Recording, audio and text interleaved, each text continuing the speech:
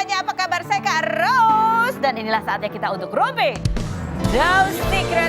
Wah, buat yang tadi menanti-nanti, mana nih Rumpi ya. Rumpi khusus hari ini aja tayangnya 14.30. Besok kita kembali lagi tayang di jam 2 siang waktu Indonesia bagian Barat bersama saya Kak Rose. Dan ini saatnya sekarang kita kebajokan untuk membahas berita-berita yang hot, baik yang datang dari dunia nyata maupun dari dunia maya. Oke baik, aku pakai ini dulu ya. Aku udah bilang kita ketemu di Rumpi No Secret udah ya? Oke baiklah. Oke ini dulu ya guys. Nah begitu ya. Berita yang pertama ini yang seru. Memang bukan dari dunia artis ya. Tapi ini heboh banget karena ada beritanya ada rumah ya dirampok. Tapi modusnya katanya awal beritanya itu adalah orang nyewa rumah.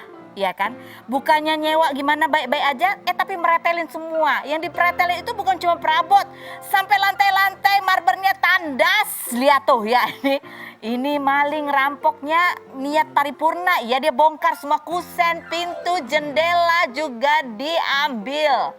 Nah, astaga, ini maling zaman baru ya, bukan cuma ngambil barang loh, pintu, kusen ya kan. Dan tapi tadi baru diklarifikasi dari pihak kepolisian bahwa ini sebenarnya bukan orang nyewa rumah terus rumahnya dipretelin sama orang yang nyewa itu. Tapi emang betul-betul spesialis komplotan maling yang menarget rumah kosong. Karena rumah yang di kawasan Kedoya itu sudah kosong 4 tahun. Gitu ya. Dan pemilik rumahnya mengaku dia mengalami kerugian hingga 1 miliar rupiah. Ini banyak netizen yang bertanya-tanya ya kan. Coba kita lihat komentar netizen nih mengenai berita ini menarik ya. Polisi tangkap 3 pencuri modus sewa rumah mewah. Komplotan pencuri ini membongkar rumah dan menguras seluruh isi rumah. Bahkan sampai mencongkel marmer, mencopot kusen, jendela dan pintu loh. Aduh kok aku ketawa ya, harusnya prihatin. Oke, ini karena aneh banget gitu loh, niat banget gitu. Gimana caranya ya? Jadi dia yang punya rumah taunya ketika tetangganya bilang lagi bikin apa kok banyak truk ya ngangkut marmer apa segala macam gitu ya. Kita lihat ini kondisi rumahnya sekarang ya setelah dicongkel oleh maling. Ada videonya rumahnya yang tadi bagus, ada kristalnya. Setelah dibobol maling jadinya seperti ini rumahnya.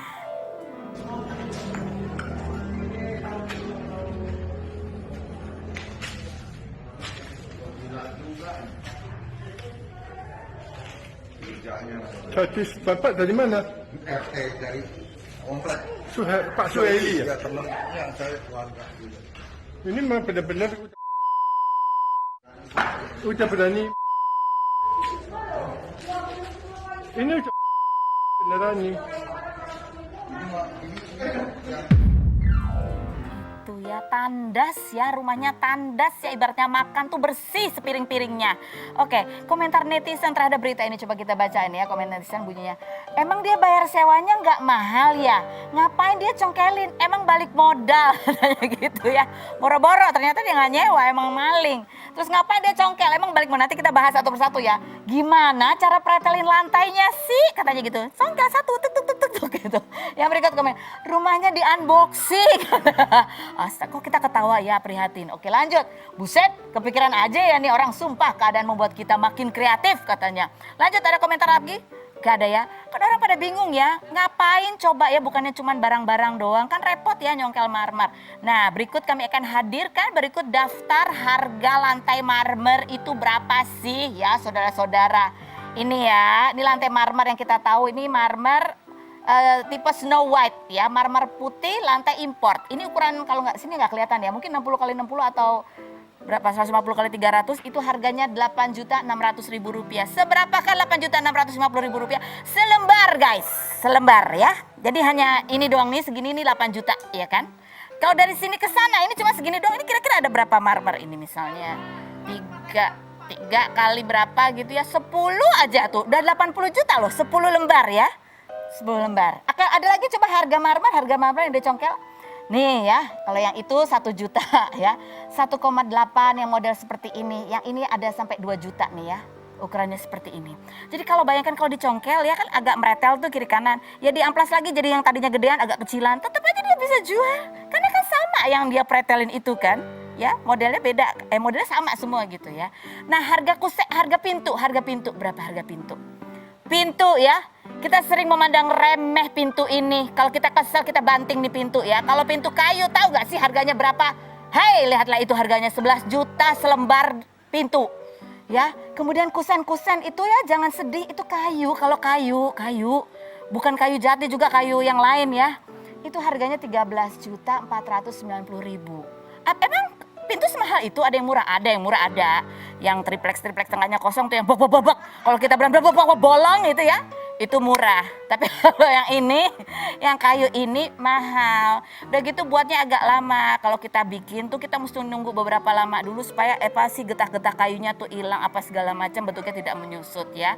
Lampu kristal yang menggantung tadi kita lihat ya. Di rumah itu ada lampu kristal menggantung. Ini harga yang tidak menggantung ya. Harga tidak menggantung biasa aja 10 juta, itu 12 juta ya. Itu. Nah kayak gini 50 juta ya kan? Itu padahal tadi yang di rumah itu tuh gini gitu ya. Itu berapa coba?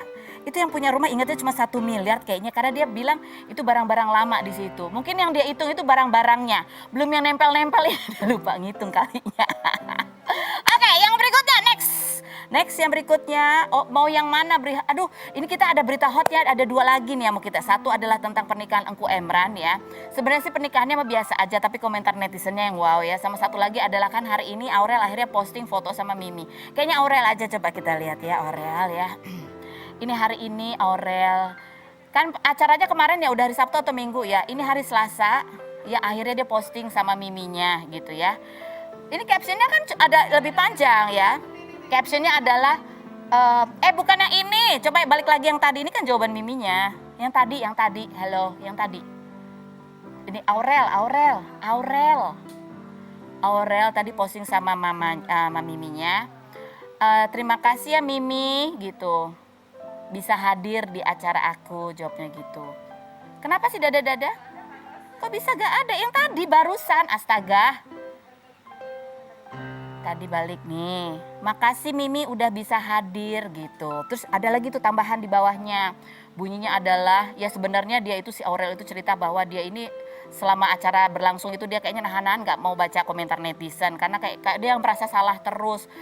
Pokoknya dia merasa dituduh sebagai anak durhaka lah. Gak usah menghakimi lah, yang tahu yang dialami Aurel itu adalah Aurel sendiri dan lain sebagainya gitu kan.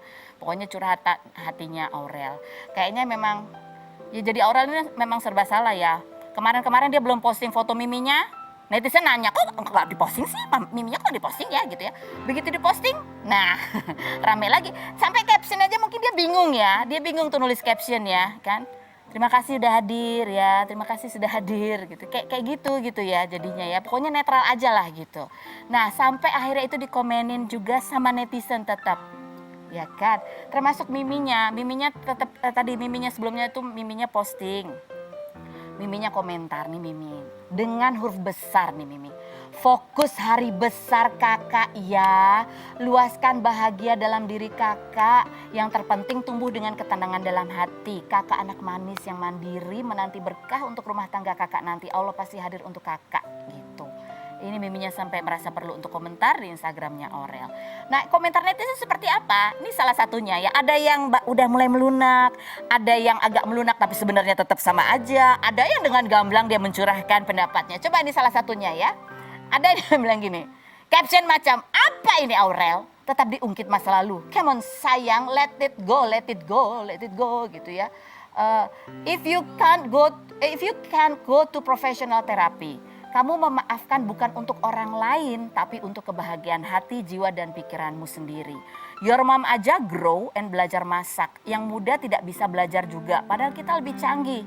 Gak usah post rel kalau cuma tututan netizen. Kasihan mamamu selalu dipojokin terus sampai dengan tahun ini. Apalagi ditambah caption kamu begitu. Mamamu udah kasih pesan rel secara tersirat. Dia gak perlu cinta luar biasa kamu. Dia gak perlu kamu pamerin di sosmed. Tapi dia cuma mau pertemuan terniat dan tulus dari hati tanpa embel-embel. Gosar, habis ini hasyah gitu ya. Mungkin saya terlihat kejam. But realita hidup memang kejam. Wah gitu. Tapi memang ya sebenarnya yang namanya perceraian itu mau siapa yang menggugat cerai kayak gitu ya tetap menimbulkan kesedihan di semuanya. Anak-anak terutama ya karena mereka yang tidak mengambil keputusan. Tapi bapak ibu pasti sedih. Siapapun yang mengambil keputusan untuk atau meminta cerai itu. Dan luka itu kadang-kadang ya bertahannya bisa lama. Tapi benar aku setuju. Yang namanya memaafkan itu bukan untuk orang lain tetapi lebih kepada diri sendiri. Karena kalau kita terus membawa luka itu Yang nggak bahagia itu kita. Ingat, ya ini bukan untuk Aurel sih, untuk kita semua masalah kebencian ya, di luar Aurel deh, di luar Aurel. Mungkin Aurel juga mungkin sebenarnya mimpinya baik-baik aja ya. Kebencian itu aku ingat yang ibaratnya adalah kita meminum racun dan berharap orang lain yang celaka. Iya sabar, astaga, kalau aku tidak membuat kesimpulan ini nanti dikira aku nyinyir doang.